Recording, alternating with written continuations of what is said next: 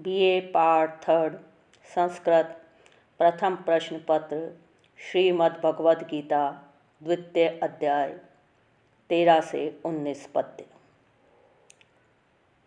13वां पद्य। देहिनो अस्मिन् यथा देहे कौमारम यौवनम जरा देहांतर प्राप्ति धीर तत्र न मुह्यति। अन्वय। यथा देहिन अस्मिन् देहे कौमारम यौवनम जरा तथा देहांतर प्राप्ति तत्र धीर न मुह्यति। शब्दार्थ। यथा जिस प्रकार देहिना देहधारी जीव के अस्मिन इस देहे देह में शरीर में कौमारम कुमारावस्था बाल्यावस्था यौवनम युवावस्था जरा वृद्धावस्था होती है तथा उसी प्रकार देहांतर प्राप्ति अन्य देह की प्राप्ति होती है।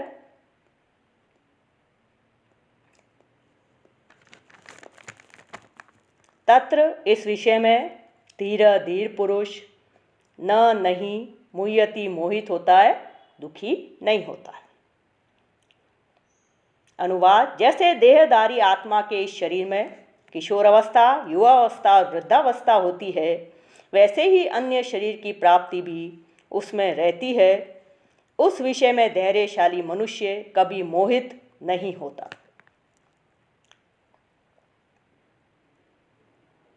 प्रस्तुत पद्य में एक दृष्टांत द्वारा आत्मा की नित्यता पर प्रकाश डाला गया है।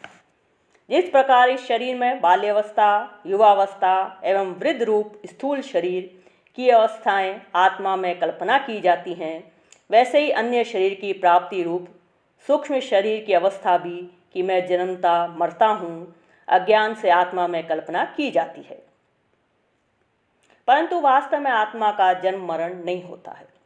धीर पुरुष उस विषय में मोहित नहीं होता है। जैसे समय अनुसार शरीर में किशोरावस्था तरुण अवस्था वृद्धावस्था आती ही है और स्पष्ट भासती भी है, दिखाई भी देती है। शरीर की अवस्था में परिवर्तन अनिवार्यतः होता है। इसी प्रकार एक शरीर को छोड़कर दूसरे शरीर में जाना आत्मा का अनिवार्य धर्म है। इस प्रकार आत्मा का शरीर परिवर्तन पुनर्जन्म का ही द्योतक है।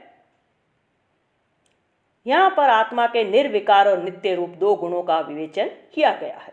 इसमें आत्मा को विभु एवं चिरंतन बताया गया है।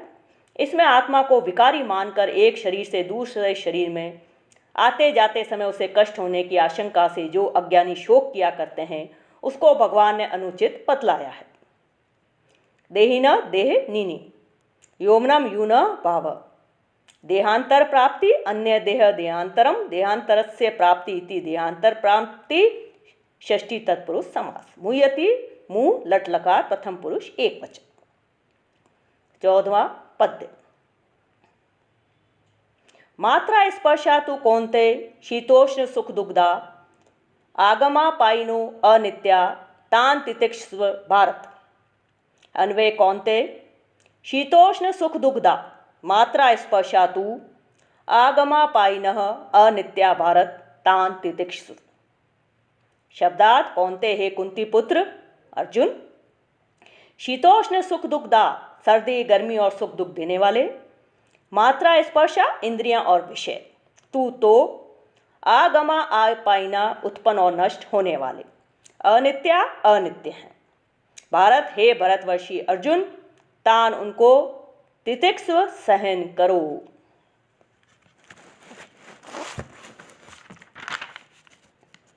हे अर्जुन, सर्दी गर्मी सुख और दुख को देने वाले इंद्रिय और विषयों के संयोग तो क्षणभंगुर और अनित्य हैं, अतः भरतवंशी तुम उन्हें सहन करो।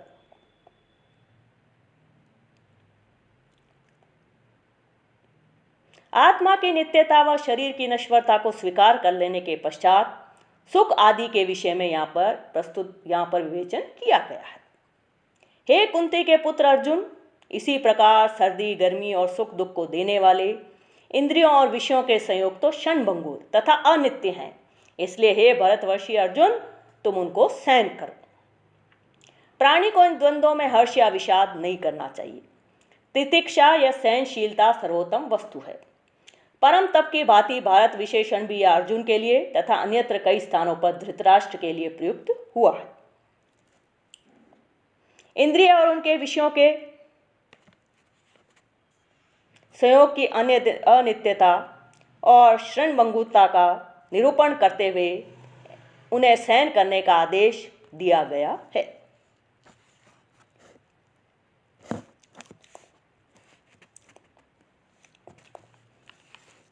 15वां पद्य। यम ही न व्यथयन्ति एते पुरुषम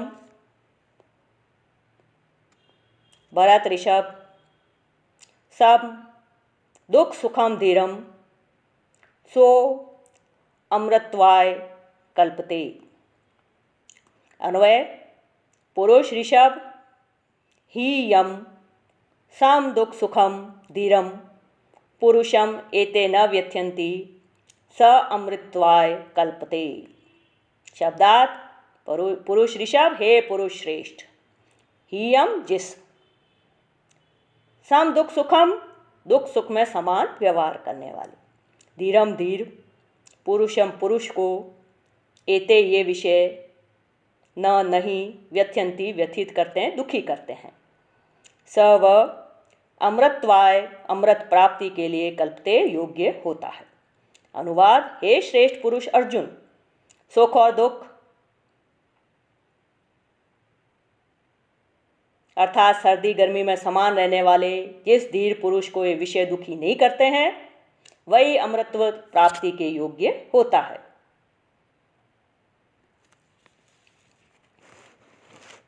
विषयों के सहन करने से जो लाभ प्राप्त होता है उसका यहाँ श्री कृष्ण वर्णन कर रहे हैं।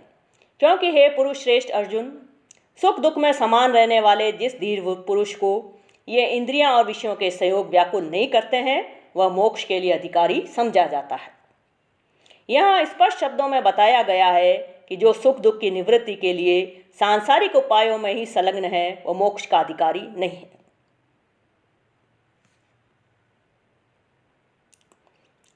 पुरुष ऋषभ, ऋषभ श्रेष्ठ का वाचक है। अतः पुरुषों में जो अधिक शूरवीर एवं बलवान हो उसे पुरुष ऋषभ कहते हैं। यहाँ अर्जुन को पुरुष ऋषभ नाम से संबोधित करके भगवान ने यह भाव दिखलाया है कि तुम बड़े शूरवीर हो, सहनशीलता तुम्हारा स्वाभाविक गुण है, अतः तुम सहज ही में इन सबको सहन कर सकते हो। इंद्रिय और उनके विषयों को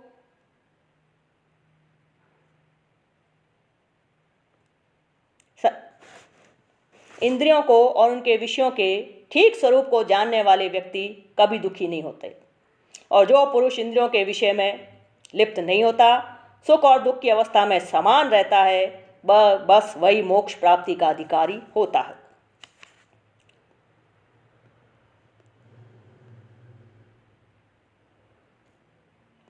व्यथयन्ति व्यथ लट लकार प्रथम पुरुष बहुवचन।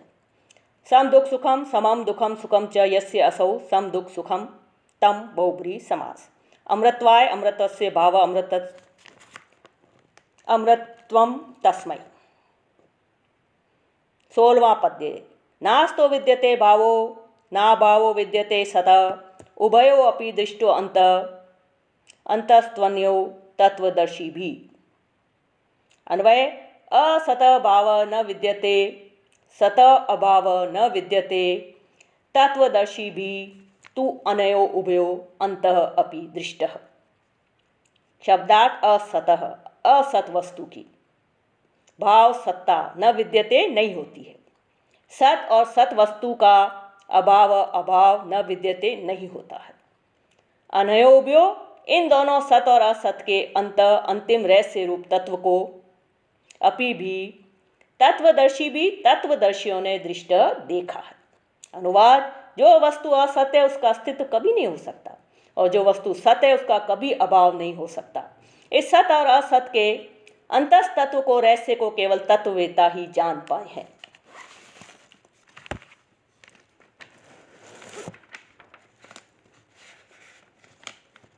प्रस्तुत पद्य में अर्जुन के शोक के विषय सत्स्वरूप आत्मा तथा असदरूप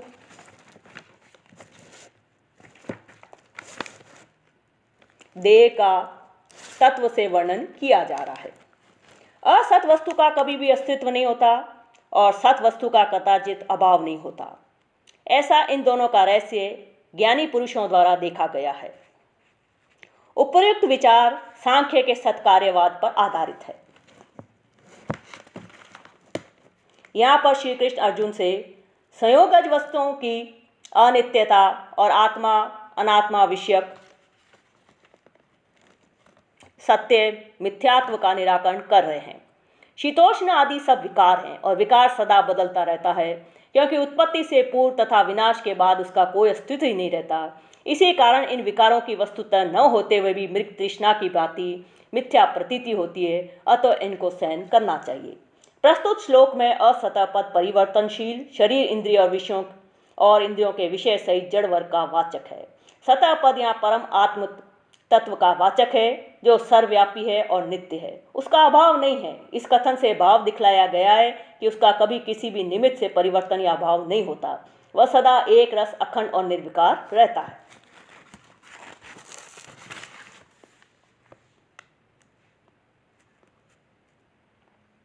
सत वह है जिसका वर्तमान भूत भविष्य तीनों कालों में अस्तित्व हो, और जैसे आत्मा परमात्मा।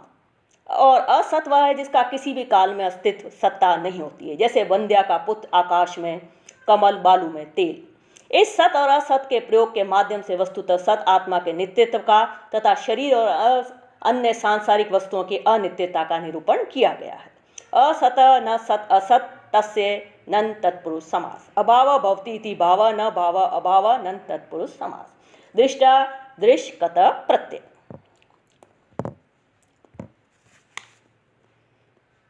सत्रवा पद्य। अविनाशी तु यत् तद् विद्धि येन सर्वम् इदं तत्तं विनाशम अव्ययस्य अस्य न कश्चित् कर्तुम् अर्हति।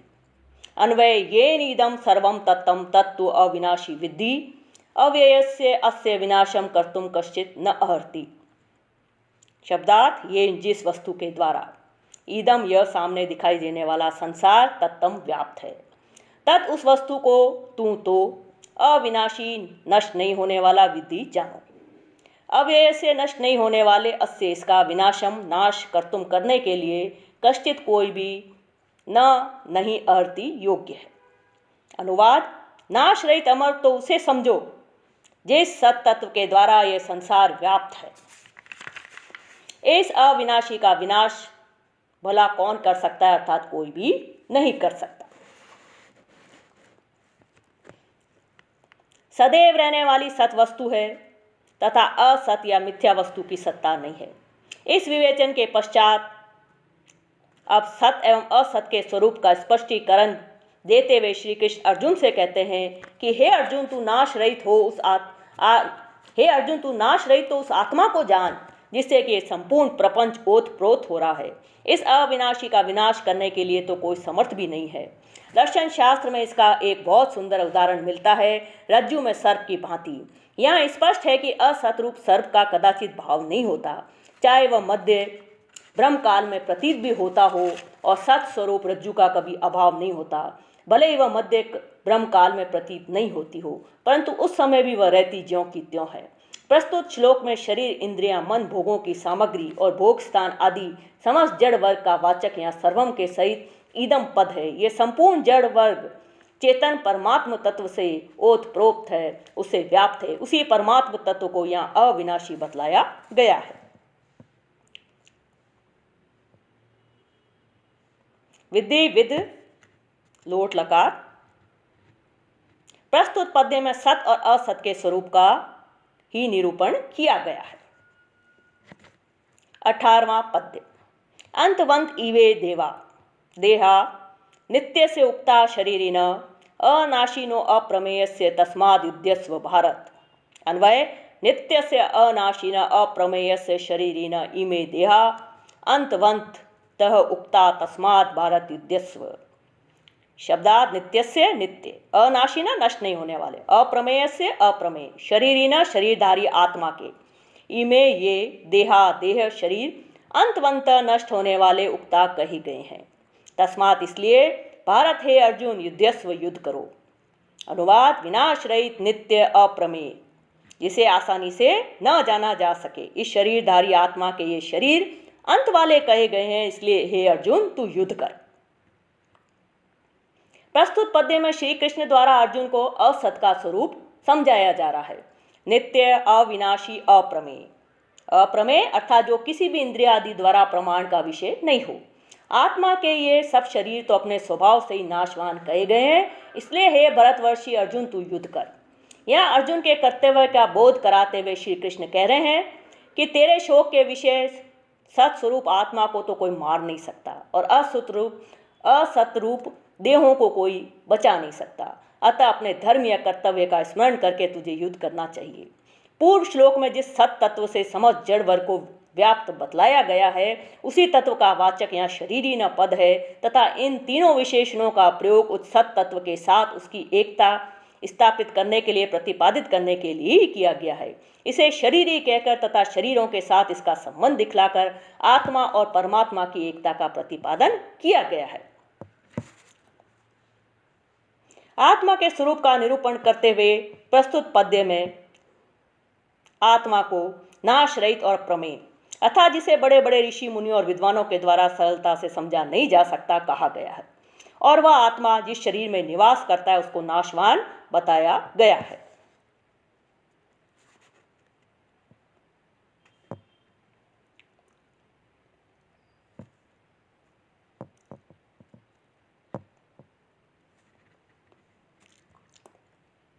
उन्नीसवां पद्य। य एनं वेत्ति हंतारं यश्च एनं मन्यते हतम् उभौ तौ न विजानीतो न अयं हन्ति न हन्यते। अन्वय य एनं हंतारं वेत्ति य च एनं हतं मन्यते तौ उभौ न विजानीत अयं न हन्ति न हन्यते। शब्दात यह जो पुरुष एनम इस आत्मा को हंतारम मारने वाला वेत्ति जानता है, यह जो च और एनम इसको हतम मरा हुआ मन्यते मानता है, तौ वे उभौ दोनों न नहीं विजानीत जानते हैं। अयम यह आत्मा न नहीं हंति मारता है, न नहीं अन्यते मारा जाता है। अनुवाद जो इस आत्मा को मारने वाला समझता है और जो इसको मरा हुआ मानता है, वस्तु तो वह दोनों ही नहीं जानते, क्योंकि न तो ये मरता है और न ये मारा जाता है।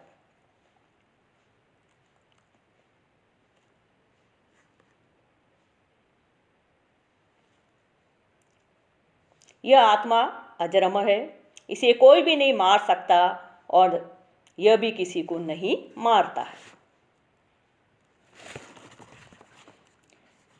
श्री कृष्ण अर्जुन के सम्मुख आत्मा के स्वरूप का विस्तार से वर्णन करते हैं। इससे अर्जुन की इस भावना का निराकरण हो जाता है कि मैं भीष्म आदि को मारने वाला हूँ। श्री कृष्ण कहते हैं जो इस आत्मा को मारने वाला जानता है और जो इसको मरने वाली मानता है, वे दोनों ही इसको नहीं जानते हैं, क्योंकि वास्तव में न तो ये आत्मा मारती है और न ही मारी ही जाती है। यद्यपि मारना मरना रूप सभी विकार आत्मा की साक्षी में होते हैं, तथापि ये स्वयं सब विकारों से असंग निर्लेप है। आशय यह है कि आत्मा न तो हनन क्रिया का कर्ता ही हो सकती है और न ही कर्म। वेति विद लट लकार, हंतारम हन त्रिच, हतम हन कत प्रत्यय, वी जानित वी ज्ञा लट लकार।